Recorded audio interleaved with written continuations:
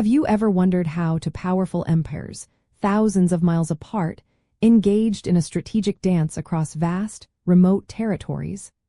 The 19th century saw Great Britain and Russia locked in a complex geopolitical struggle, often called the Great Game, which profoundly shaped military planning for both nations.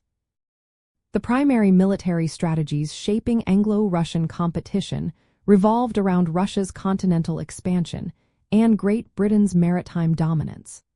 Russia focused on securing its vast land borders, extending influence into Central Asia, and persistently seeking warmwater ports to enhance its naval and trade capabilities.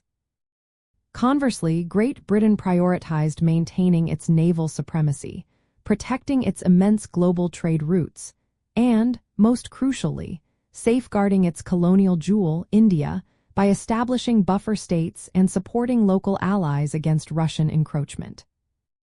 These distinct approaches stem directly from each empire's fundamental geographic and economic realities.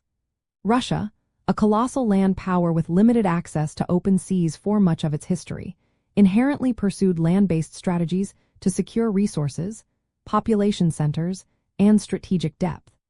Its drive south and east was a logical extension of its continental nature, aiming to consolidate control and gain strategic advantages. Britain, as an island nation, built its empire and wealth upon its navy and control of sea lanes, making the protection of maritime trade and its far-flung colonies paramount.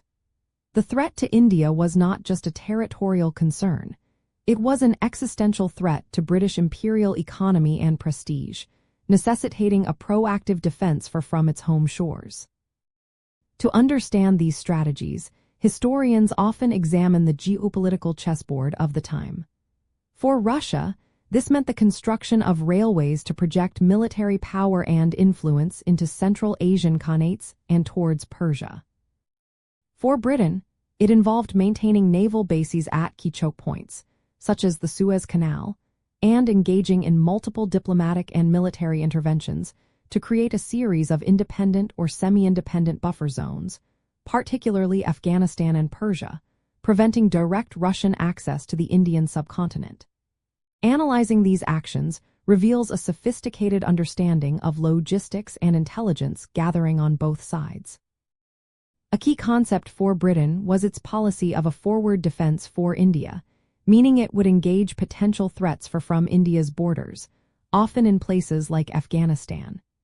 Russia countered this by employing a strategy sometimes referred to as active defense, pushing its frontiers southward to secure its own vulnerable southern flank while also posing a constant threat to British interests.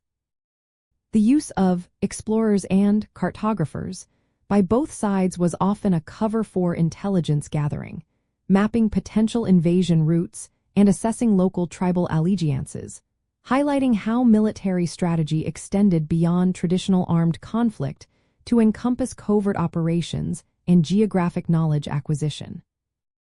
Ultimately, the military strategies of Anglo-Russian competition were a masterclass in adapting to geographic constraints and imperial ambitions.